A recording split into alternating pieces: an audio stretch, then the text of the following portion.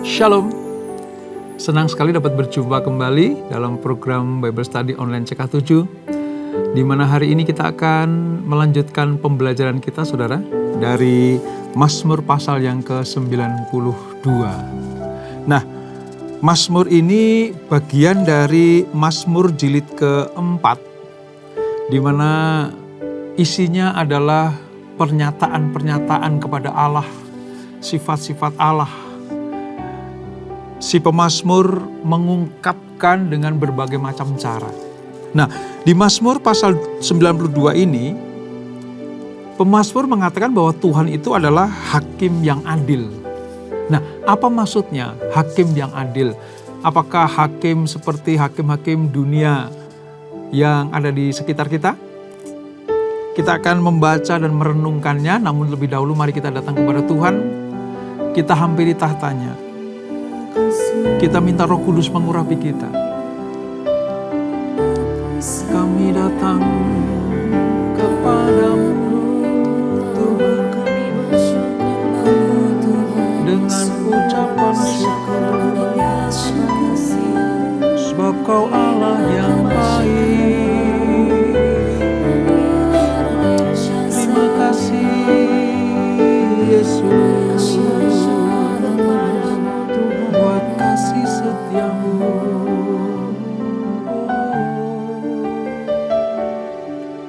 Aku hendak bersyukur pada Tuhan karena keadilan-Nya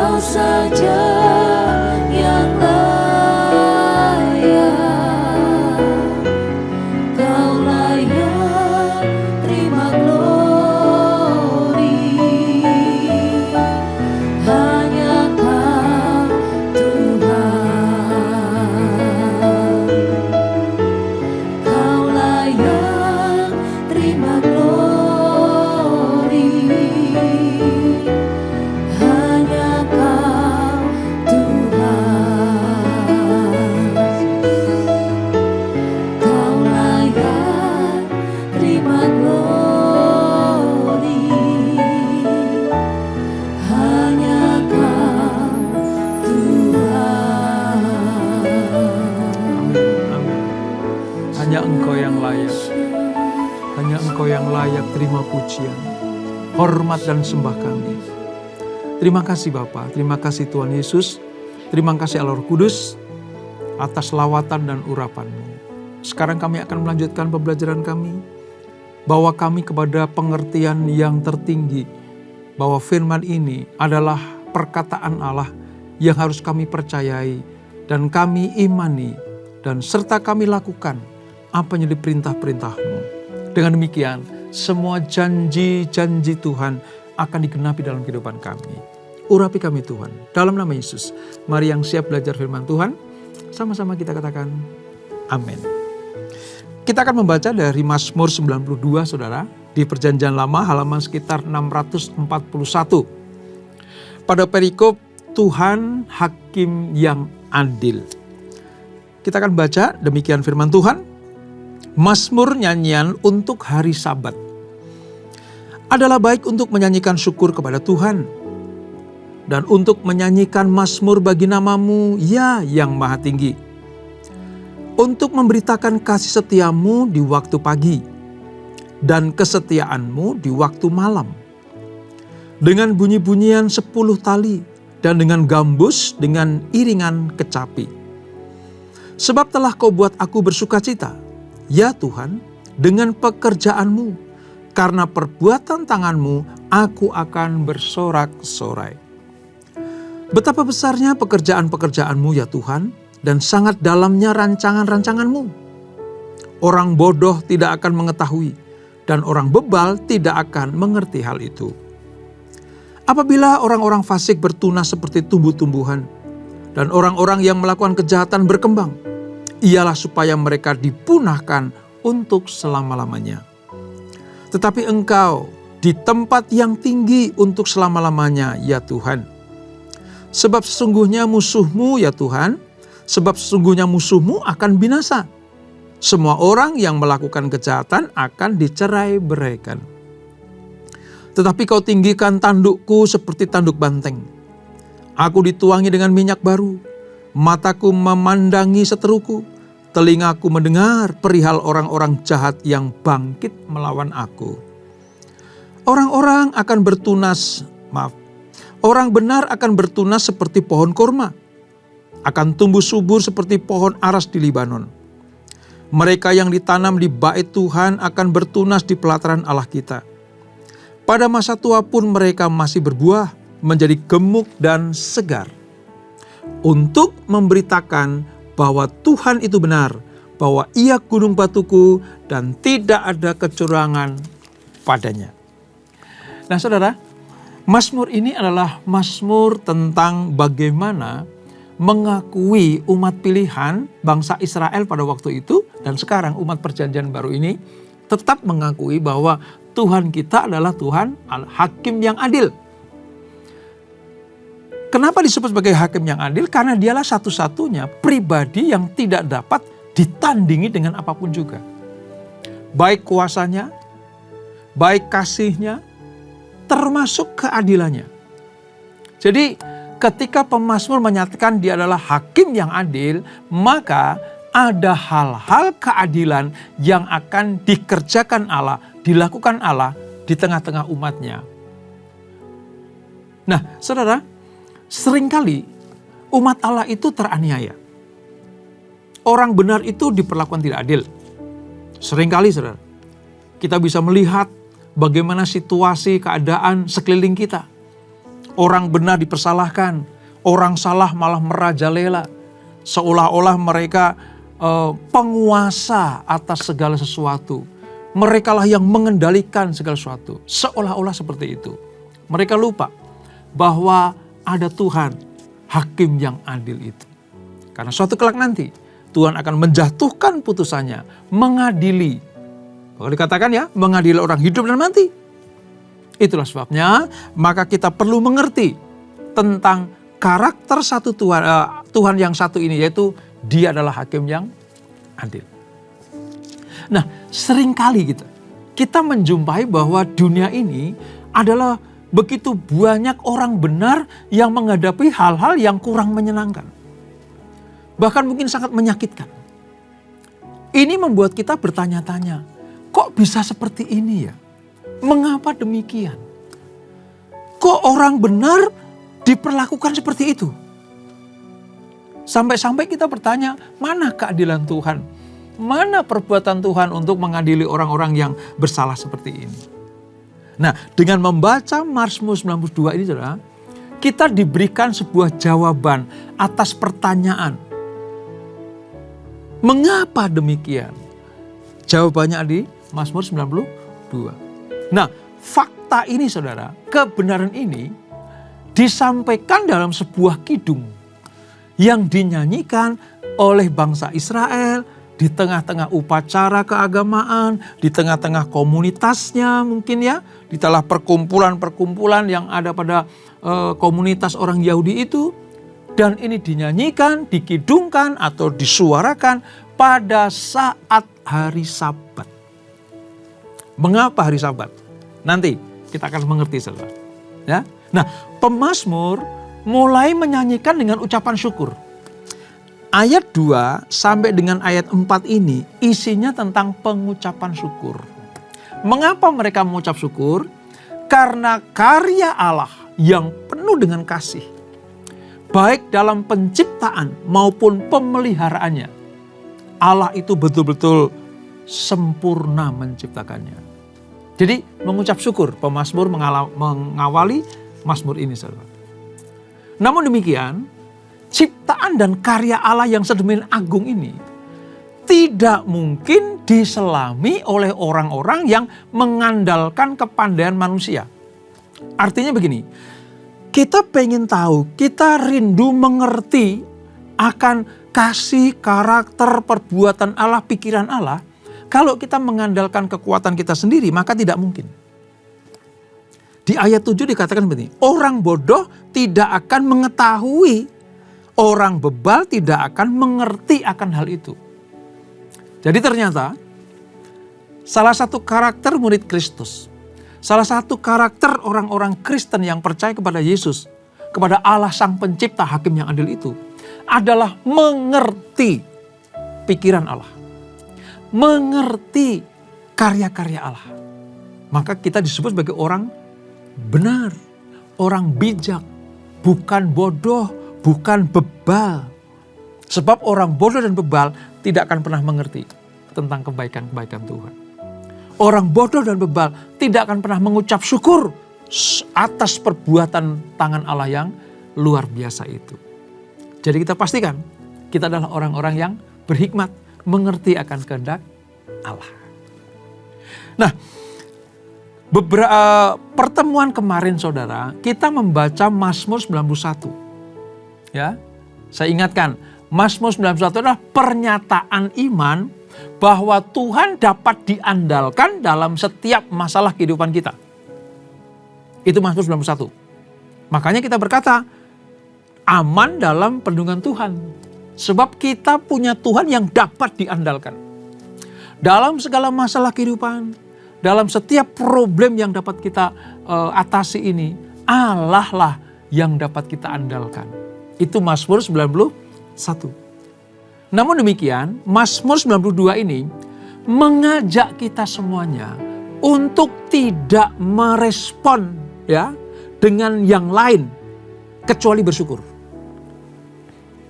Maksudnya begini, kalau 91 Mazmur ini mengatakan bahwa kita mengandalkan Allah, maka Mazmur 92 kita wajib bersyukur. Atas apa? Atas perbuatan Allah yang dapat diandalkan itu. Maka ada korelasi antara Mazmur 91 dan 92. Di satu sisi kita menaruh kepercayaan kita kepada Allah. 91 kita meletakkan hidup kita di tangan Allah yang penuh kuasa itu. Di Mazmur 92 kita mengucap syukur karena Allah pasti menolong umatnya. Bahkan mungkin belum dapat kita rasakan. Mungkin masih diperlakukan tidak adil. Tapi kita percaya lewat Mazmur 92 kita tahu, kita imani bahwa Dia adil. Pasti akan melakukan keadilannya. Bersyukur adalah respon yang tepat untuk kebaikan dan kasih setia Tuhan dalam hidup kita. respon orang benar, respon anak-anak Tuhan, yang paling utama dan pertama adalah bersyukur. Dalam keadaan apapun juga. Mengapa demikian? Karena kita percaya Allah lah yang mengendalikan hidup kita. Tuhanlah yang patut kita ucapkan syukur atas semua perbuatannya. Sebab hanya orang yang merespon kebaikan Tuhan dengan benar, dengan ucapan syukur, ya, mereka tidak akan pernah terusik dengan keberadaan orang fasik. Orang yang tahu mengucap syukur sama Tuhan dalam segala keadaan. Entah sedang diberkati, ya, atau mungkin berkatnya tertunda. Dalam keadaan lemah tubuh, sudah berdoa minta kesembuhan, belum disembuhkan, tetapi tetap mengucap syukur. Itu tanda bahwa kita orang berhikmat.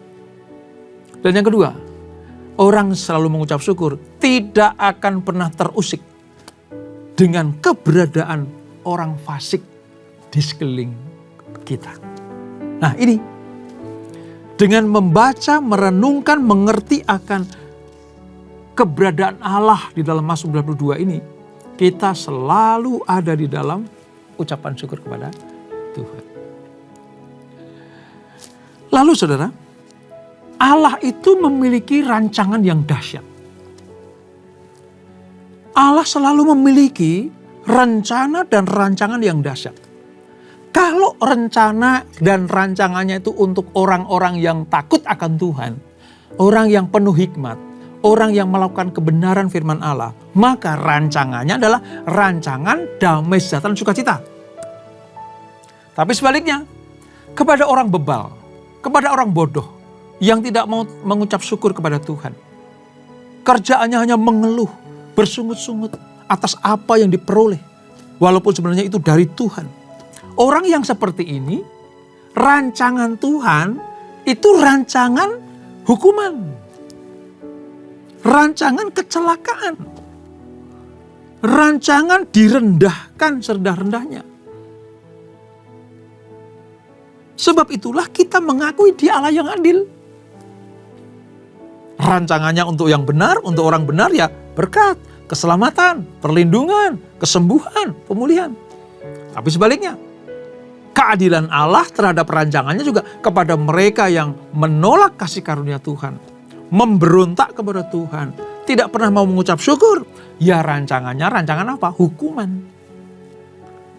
Itulah sebabnya mengapa seolah-olah kejahatan, kefasikan itu merajalela, memperlihatkan giginya, taringnya gitu saudara. Mereka nggak tahu bahwa Allah punya rancangan. Mereka nggak ngerti bahwa Allah punya rencana hukuman untuk mereka. Maka pemazmur mengatakan, hai orang-orang benar, sudah tetaplah hidup dalam kebenaran. Sekalipun kejahatan merajalela, hukum muncul terbalik. Yang jahat disebut baik malah. Tetapi orang yang benar dinyatakan jahat. Tetaplah setia kepada Tuhan. Karena suatu kelak nanti Allah akan menjatuhkan hukuman. Dia sebagai hakim yang adil akan menjatuhkan hukuman kepada orang-orang fasik seperti itu. Bagaimanapun Tuhan akan menghukum pelaku kejahatan. Tapi sebaliknya, orang yang benar akan melihat kebaikan Tuhan. Dipulihkan, dimuliakan oleh Allah, hakim yang adil itu. Jadi gak usah takut, ya, gak usah iri melihat orang benar kok seolah-olah diberkati gitu.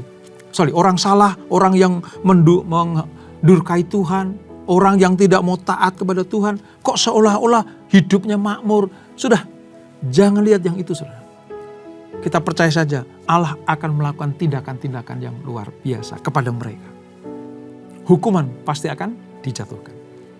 Nah, pada bagian akhir di Mazmur 92 ini, dinyatakan bahwa kalau orang benar tetap hidup benar, kalau orang benar tetap setia kepada Allah, selalu mengucap syukur, mengenal hati Allah yang adil itu, maka orang benar ini diibaratkan seperti pohon kurma dikatakan. Ya, pohon kurma.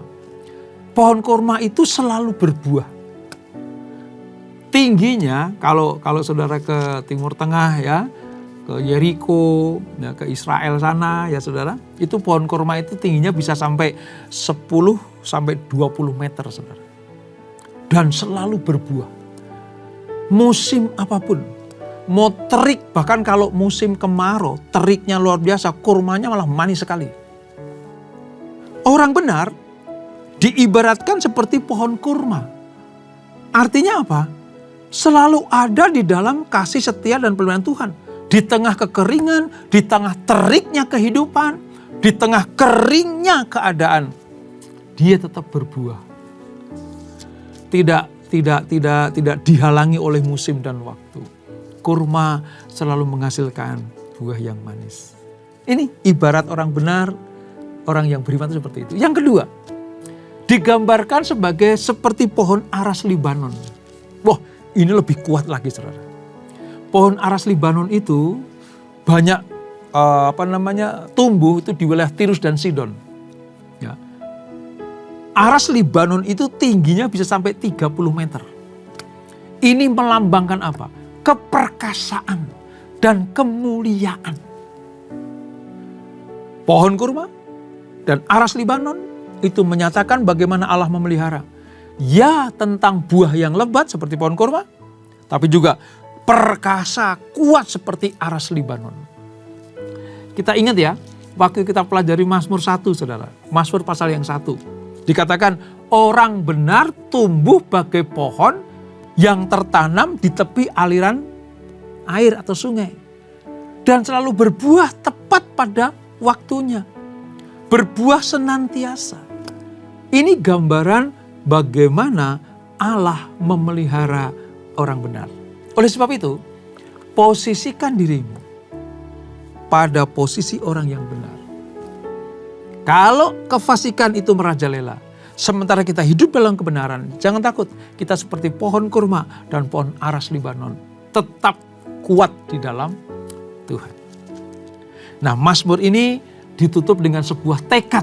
Tekadnya apa? Tekad tentang kemenangan. Orang-orang benar dipelihara oleh Tuhan.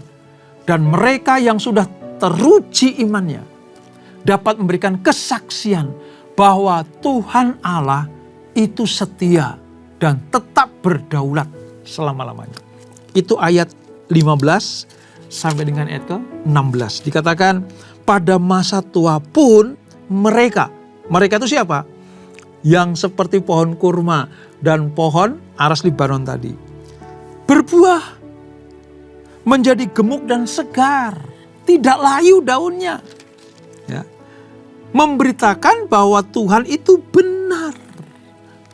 Jadi ketika kita pada posisi orang benar, dilindungi, disertai, dan Allah memberikan keadilannya untuk memberkati orang benar dan menghukum orang fasik, tujuan Tuhan cuma satu. Apa itu?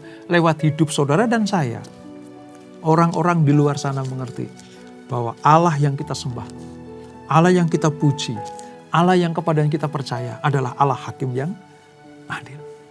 Dan orang seperti ini dapat beristirahat di dalam kenikmatan Tuhan. Hal ini juga meyakinkan kita bahwa orang-orang benar akan menikmati hari Sabat kekal di surga. Nah ini, mengapa tadi saya katakan? Dan ayat pertama menyatakan bahwa nyanyian ini ya dinyanyikan pada hari Sabat. Ternyata arti kata Sabat itu berhenti, beristirahat, ya, berdiam diri dari aktivitas-aktivitas sehari-hari.